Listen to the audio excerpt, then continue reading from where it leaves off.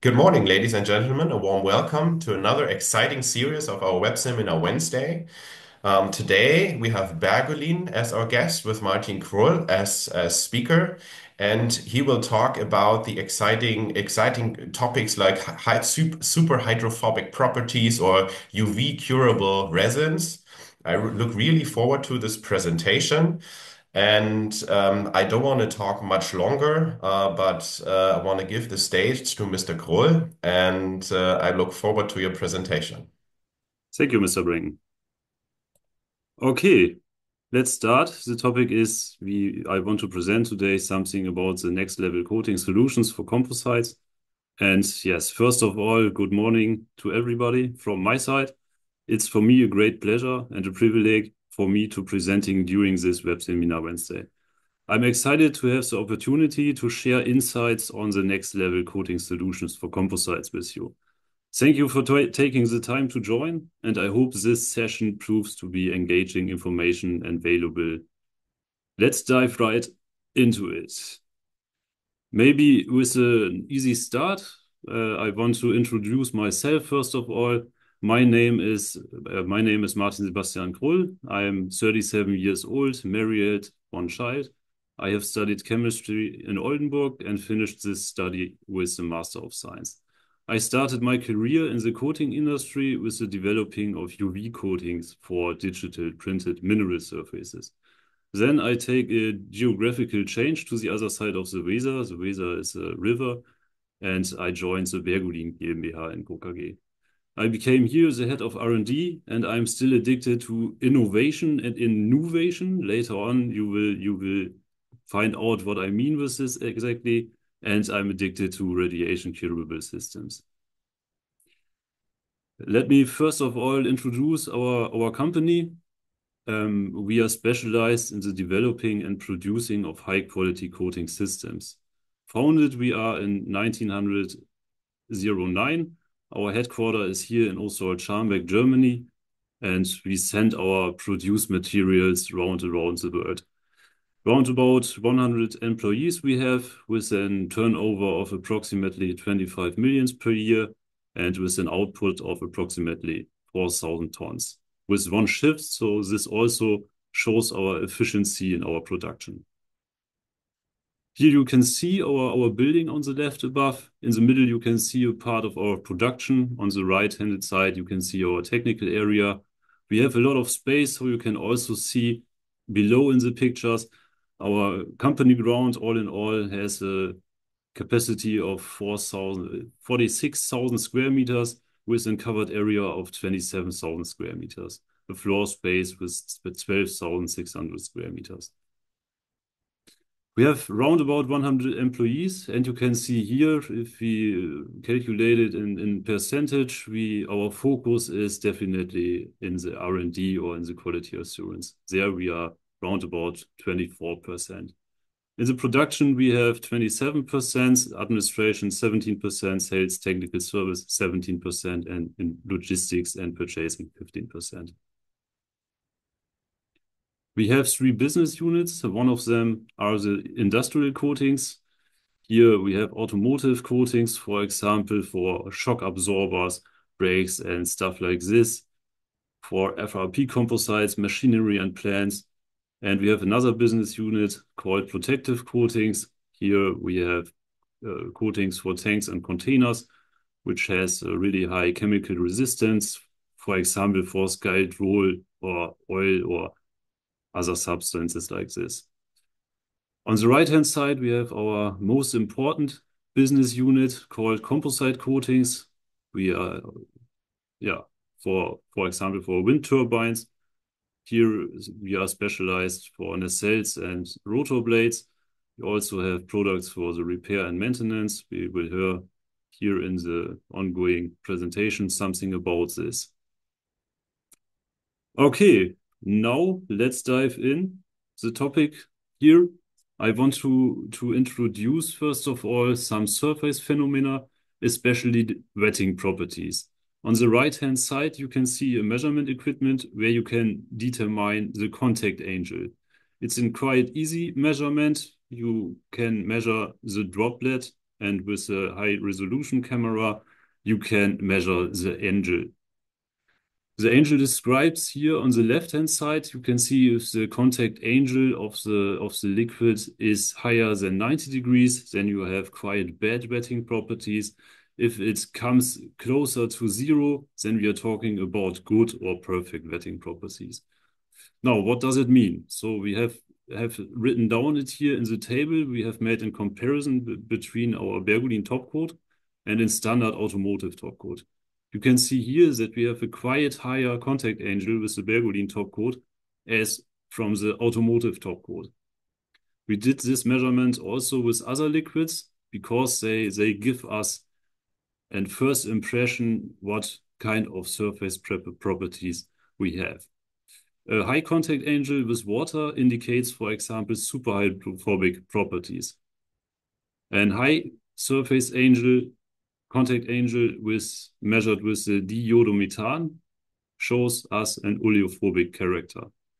The low free surface energy, which we have also measured here on the right hand in the table to see, means if it is quite low, then we have poor leveling for dirt or other substances. Now is the question, how can we measure this effect with dirt or stuff like this? We made for this reason a case study. We want to find out if we have easy to clean properties or an easy to clean surface. Here you can see the experimental setup. We use here cultivated flies. They were anesthetized before we shot them. We use here a filler pipe for the flies. We have an acceleration length of 95 centimeters, and within compressed air up to 8 bars, we are able to accelerate the flies of a speed up to 300 kilometers per hour. Then we shot them on the substrate. On the substrates are the two different coatings, which I have described before.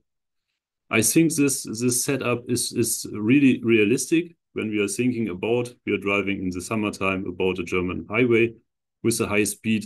So I think everybody from us knows the effect, the insects hits our car, or better said, the coating of our car, and the removing of those flies is quite difficult. So here we can see the results of the easy to clean properties. We have here a really easy measurement equipment. We have a movable frame. We have a weight for the additional pressure, and under this pressure we have a moist sponge. We applied here a force of up to 4.4 newtons, and on the right-hand side you can see the result. Above, we have tested the automotive top coat, and we need here 20 strokes to remove the flies. Below, we have tested our top coat, and you can see that after 5 strokes, we have removed the flies completely, which indicates that we have definitely easy to clean properties, like described before. So now is the question, what can we additionally test? The superhydrophobic characteristic also indicates that we maybe have anti-icing properties on the coating. That's the reason why we also tested this. Here you can see the determination of the adhesive strength of ice to the substrate.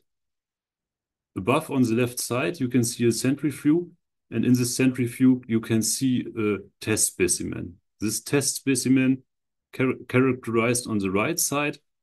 We have produced ice in an ice tunnel with different speeds, and the equation allows us to determine the shear strength on the ice to the substrate. So we can calculate it with the mass of the ice, with the velocity, with the radius from the rotating beam at the mid-length ice position, and with the surface area of the adherent interface. Here you can see the results of the testing. On the epsilon axis, we have plotted here the average adhesive strength of the ice at 200 rounds per second. This was the speed from the centrifuge. And on the x-axis, you can see the results of the adhesive strength. So 40, 60, and 95 meters per second describe the ice formation speed in the wind tunnel. But all in all, in this comparison, we also added a PTFE tape, and we can see that our top coat shows really, really promising results. The key question is now how we can effectively apply this functional coating to the composite component. One of the answers you can see here. Here I want to introduce the application technique as an in-mold gel coat. First of all, we have to start with the mold preparation. So will mean we have to apply the release agent because we want to remove the material later on quite easily. The second step is that we apply the Bergolin top coat on the release agent directly into the mold. The third step is the lamination of the carbon fiber on the Bergolin top coat. And if we have completed it, then we have to infuse it with the resin and we have to cure it. And after demolding, you can see it here very well. We get a mirror-like surface. So a really, really promising result, I think. So the next idea is what we can do as an in-mold coating. Then we can also use it as an out-mold or post-mold coating, better said. Yes, you can do this, but I want to describe what could disappear when you do this. On the left-hand side, I found a really interesting article in the Material Science and Applications from the year 2017. And this picture clarifies very well that we have a lot of pores also if we have this infusion done already. The different type of pores, you can see it also on the picture in the middle. And when you apply the top coat directly on this porous surface, then you will end up in a surface like shown here on the right. Maybe a nice story on site. Once I asked a technician from our company to apply the top coat on a carbon panel. He said, yes, no problem. After a couple of hours, he comes back a little bit frustrated and said, I did it for 8 times and this was the result. So like you can see here, this is not good and not an option for a high-end surface. So what now? So with our knowledge about from over 150,000 coated rotor blades, where we sometimes see the same phenomena so the question was how we avoid this when we coating rotor blades. So the answer is easy. We use a pore filler. But the problem is the pore filler we use on our rotor blade is in general a pigmented one. So what we have to do, we have to develop an unpigmented and transparent pore filler with fast drying properties. Yes, that's it what we have done to avoid the defects in the coating. First of all, we have to sand the substrate and make the pores visual to find out where in which kind of area we have to apply our pore filler. On the second step, takes the application of the Bergolin pore filler place. You can use a roller, brush, spatula, whatever you want. After a really short curing time of 20 minutes, and then you can sand the material and apply this to the top coat. What you can see here below, we achieve nearly the same surface properties like shown before with the in-mold gel coat. Okay, hopefully nobody is still falling into sleep because I would like to change the topics. And I want to meet together with you the future of composite repair. Innovation, we call it. We did in the past a market analysis, and you can see here a percentage breakdown of rotor blade repairs. In the past, we were only able to repair erosion damages if this erosion damage was in the coating, or repair top coat damages. We were not able to repair FRP damages. And like you can see here, this is a really interesting part because 50% are in general FRP damages. To accelerate the repair processes under challenging conditions, we utilize radiation curable systems because it is easy to handle. And if you are still thinking about you are hanging in the rope, then you want not to mix a 2-component system and you want not to wait 8 hours till it is cured. Yes, now we dive into the wonderful world of radiation curing. I want to introduce the polymerization mechanism, which is shown here. We start on the left side with the blue ball. The blue ball symbolizes the resin itself, the acrylic resin. or the reactive diluent. The two red balls are the photoinitiators, which are activated with a light source. In this kind, we are using an LED lamp, so with a wavelength from 365 up to 395 nanometers.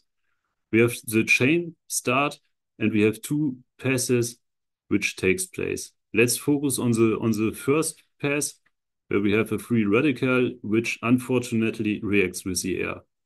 So this ends up in a sticky surface. We call it also oxygen inhibition. We can avoid this effect by using a foil when we put a foil on the liquid coating or a peel ply. Then we avoid this effect. In production purposes, you can also flute a chamber with nitrogen to avoid the oxygen inhibition. Then we have another pass where the chain growth polymerization starts, and we end up in a three-dimensional network. So now I think you wanted to know why I have written down here the sun. So the sun was one of our biggest enemies, I would say, because we want to use this material outdoor, not indoor. So will mean the sun emits the UVA and UVB rays in wavelengths that triggered our material's reactivity. To develop a solution allowing the material to be handled in sunlight up to 5 minutes, depending on the UV index. Here in the northern of Germany, we definitely have in the summer times another UV index, for example, as in Austin, Texas. So we employed for this advanced tools for the development. We used here statistical design of experiments, and later on also AI support. So with this tools, we were able to identify the optimal combination of UV absorbers and stabilization agents. And so we were able to use the material for up to 5 minutes in the direct sunlight. Yes, then we have to do a lot of tests regarding the requirements from our customers. Here you can see that this was also a challenge to produce the perfect test specimen. So the polymerization is not a linear reaction. It depends on the resin and on the reactivity of the resins and reactive dilutants. So at the beginning, we try to do it quite easy. We build up a mold from silicone material, and we pour our resin. The resin is, by the way, it's not only a resin, it is a whole formulation, like from a standard coating material. It's not only a resin. So we pour this formulation in the mold and get often this kind of test specimen after demolding. You can see it here very well. We have a lot of air included, or sometimes we have high shrinkage that we have bad results during mechanical testing, like elongation at break or tensile strength, E-module, and some more. So what is the solution to achieve better results? The solution is quite easy. We bought a 3D printer and we print our test specimen. And the effect was that we could achieve round about 30% better results at the end of the day. We did some fun with it. Here on the right-hand side, you can see Rudolph the Red-Nosed Reindeer's family and a Christmas tree and a star, or the Eiffelturm, yes. Some fun must only be. So here we have plotted the results of the mechanical testing from the 3D printed specimen in accordance to the DNVGL specification. And you can see here that we are from the values, we are partly above the level of a standard epoxy coating. So the next challenge was the next challenge we had was how we can make visual that a colorless or transparent material was already cured. Also herefore, we can find an answer. You can see it here very well. We found in pigment which can show you where you have cured or you were not. So from this day on, the resin became a red color, and after curing, it becomes completely colorless. So we call it UV indicator or UV marker. Because of this innovative power, we have a patent on it. On the next slide, you can see that we were now able to extend the service season because epoxy resins or unsaturated polyester resins cannot work under such a kind of conditions. This we did in the last winter months, last year in Canada, and you can see it works quite good. Here are shown the costs for a 4 megawatt class wind turbine. We calculated it here and could show that you can save a lot of money by using our radiation curable system. As I have already mentioned it, we are able to extend the service season with our material. You can work if you want at -10 degrees or up to 40 degrees. The other materials are limited by such conditions. We also make a test with the RTM process. We build up here serrations. The serrations is a part of a rotor blade which works as a silencer or windbreaker. This also works very well. So we were able here to reduce the process time from 1 day up to a couple of hours till we are able to have a finished part. Yes, here we make another test. We tested if we can also wind a pipeline, for example. This works also very well. We were able here to cure, let me lie, I think it was 1.5 centimeter with this lamp. The result was really promising. It was a pipe with really, really high mechanical properties. I think I was a little bit too fast, but it doesn't matter. Let me summarize what we have seen here. We have modern, easy-to-use repair and coating systems. We are able to avoid pores and CFRP panels by using the in-mold technique, or if we use the pure filler, the transparent one. We are able to repair damages in the FRP structure. We can apply or repair composites if it is a rotor blade or other composite material, it doesn't matter, in almost all weather conditions. And we have, for the repair purposes, we have 100% solid content systems, excluded the CFRP top coat. It is a solvent-based system. Outlook. In the future, we want to develop a sustainable water-based coating for the usage as an in-mold and post-mold gel coat. There is a high pressure from the government. I think everybody from us had heard something about the Green Deal, and the coating industry or the raw material industry has also to react towards these topics. We want to increase the utilization of the NISO technology. NISO means without isocyanate, because the isocyanates, I think everybody has also heard it.